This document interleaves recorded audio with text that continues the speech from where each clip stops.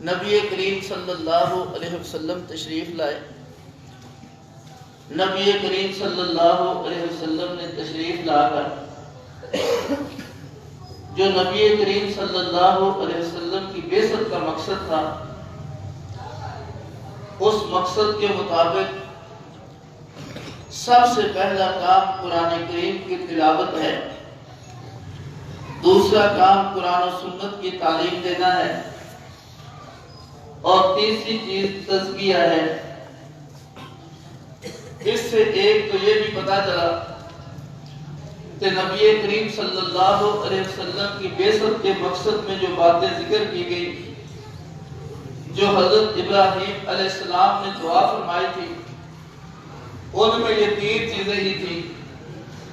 Number ایک قرآن کریم کی تلاوت، نمبر دو قرآن و سنت کا سکھانا، اور نمبر تین تزکیہ کرنا۔ پہلی بات تو یہ بھی عرض کر دوں کہ قرآن کریم کی تلاوت نبی کریم صلی اللہ علیہ وسلم کے بعثت کے مقاصد میں سے ہے۔ اس لیے جو یوں کہہ دیتے ہیں کہ فقط قرآن کریم کا یاد کرنا نعوذ باللہ یہ دوتا رٹ ہے، بالکل غلط کہتے ہیں۔ نبی کریم صلی اللہ علیہ وسلم کے بعثت کے مقاصد میں سے پہلی چیز قرآن کریم کی تلاوت ہے۔ یتلو علیہم آیات، اللہ کے نبی ان پہ قرآن کریم کی آیات کی تلاوت کریں گے۔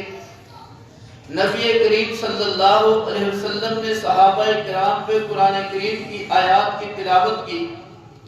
ہوا کیا، فضائل اعمال پڑھنے والا بندہ بھی جانتا ہے کہ کتنے لوگوں نے قرآن کریم کی تلاوت سنی اور کلمہ پڑھا، کتنے لوگوں نے قرآن کریم کی تلاوت سنی، تفسیر سے واقف نہ تھے، تفسیر کو نہیں جانتے تھے، غیر مسلم تھے، پہلی ملاقات ہوئی، قرآن کریم سنا، قرآن سن کے کلمہ پڑھ لیا۔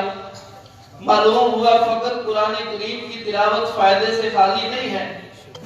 نبی کریم صلی اللہ علیہ وسلم نے جب حضرت ابو ہریرہ رضی اللہ تعالی عنہ سے پوچھا، اے ابو ہریرہ رات جو چور آیا تھا اس کا کیا بنا؟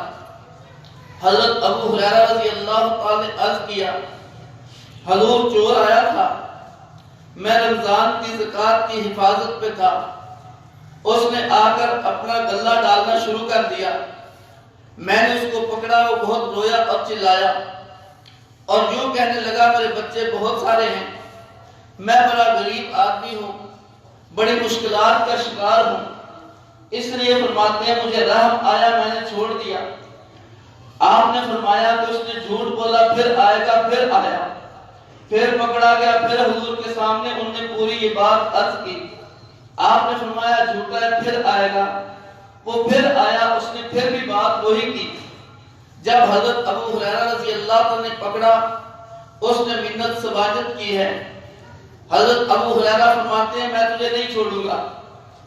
وہ کہتا ہے میں آپ کو ایک وظیفہ بتاتا ہوں، اگر آپ اسے پڑھ لیں گے اللہ تبارک و تعالیٰ سے کی طرف سے ایک نگہبان مقرر ہو جائے گا، شیطان آپ کے قریب نہیں آ سکے گا۔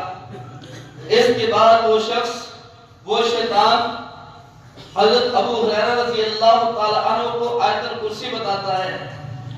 صبح حضور پوچھتے ہیں ابو ہریرہ تیرے چور کا کیا بنا؟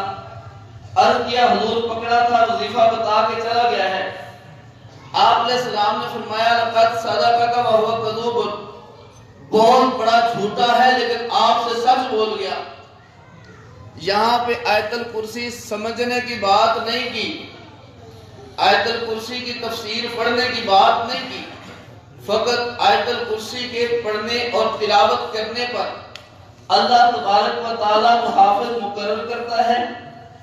اللہ تبارک و تعالیٰ فقط پڑھنے پر شیطان کو دور رکھتا ہے۔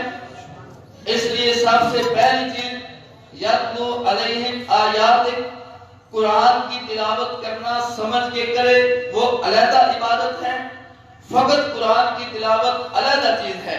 اس میں میں تھوڑی سی اور بھی بات عرض کرتا ہوں۔ سورہ یاسین کی فضیلت ہے، اس میں بھی سمجھنے کی قید موجود نہیں ہے۔ سورہ ملک کی فضیلت ہے، عذاب قبر سے نجات دلانے والی ہے، اس میں بھی سمجھنے کی بات نہیں ہے۔ مختلف صورتوں کی فضیلتیں ہیں، ان میں سمجھنے کی بات نہیں ہے۔ یتلو علیہم آیاتک، سب سے پہلا کام قرآن کریم کی آیات کی تلاوت ہے۔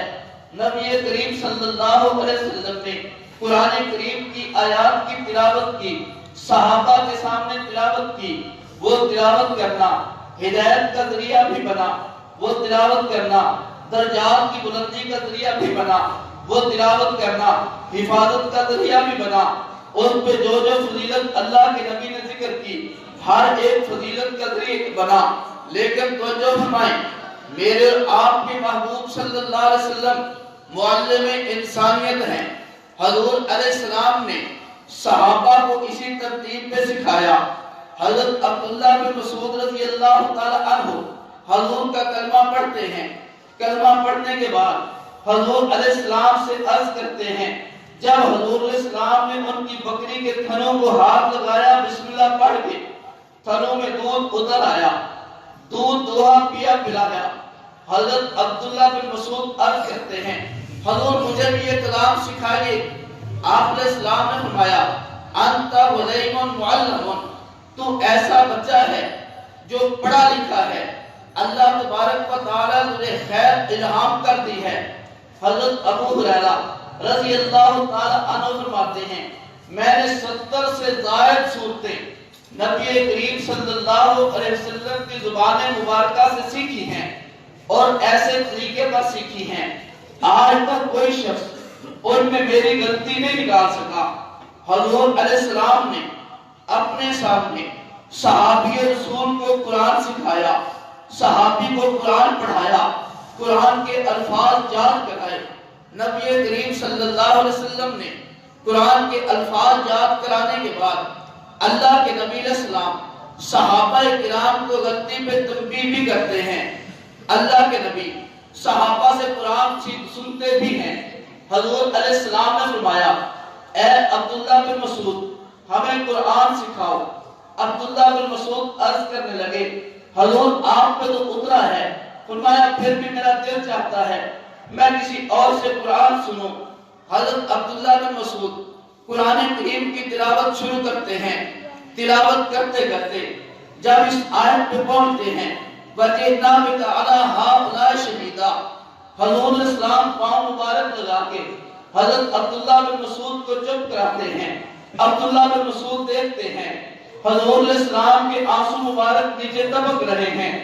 حضور علیہ السلام نے صحابی کو قرآن پڑھایا، صحابی سے قرآن سنا، پھر حضور نے نتیجہ بھی سنایا۔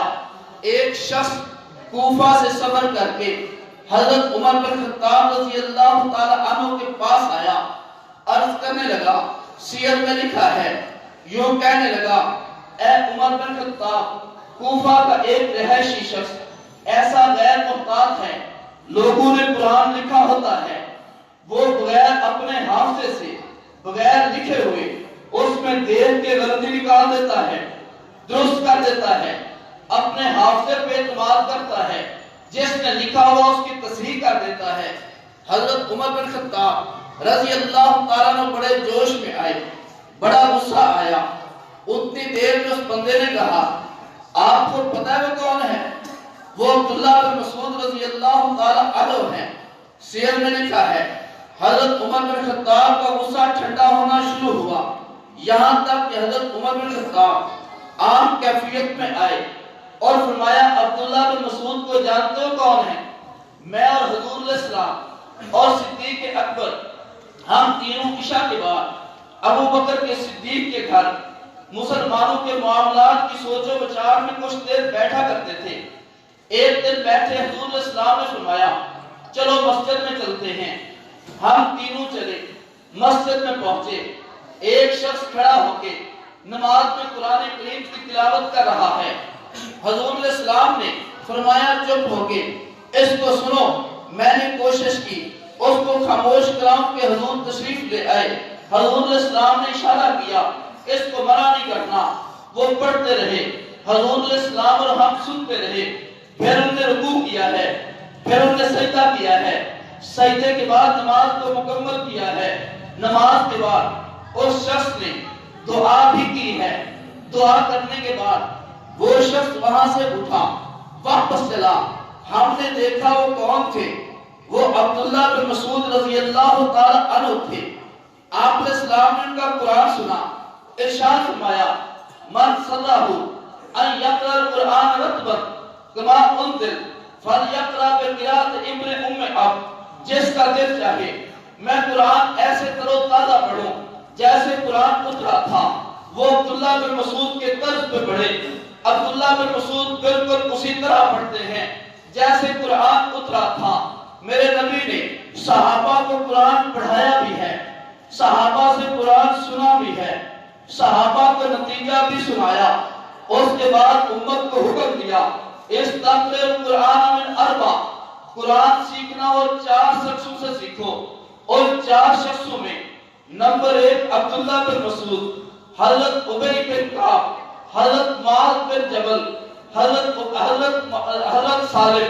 4 شخصوں کا نام لے کے حضور نے فرمایا قرآن سیکھ رہا ہو، ان 4 سے سیکھو۔ میں عرض کر رہا تھا پہلی چیز ربنا وابعث فیہم رسولا منہم یتلو علیہم آیاتک، ان پہ تیری آیات کو تلاوت کرے۔ ہم نے قرآن کی آیت بھی پڑھی ہے، لیکن ہم نے حضور علیہ السلام سے سیکھا ہے اس قرآن پہ عمل کیسے کرنا۔ جس موقع پہ حضور نے تلاوت کی ہم اہل سنت تلاوت کرتے ہیں، جس موقع پہ میرے نبی نے تلاوت نہیں کی ہم اہل سنت بھی وہاں پہ تلاوت نہیں کرتے۔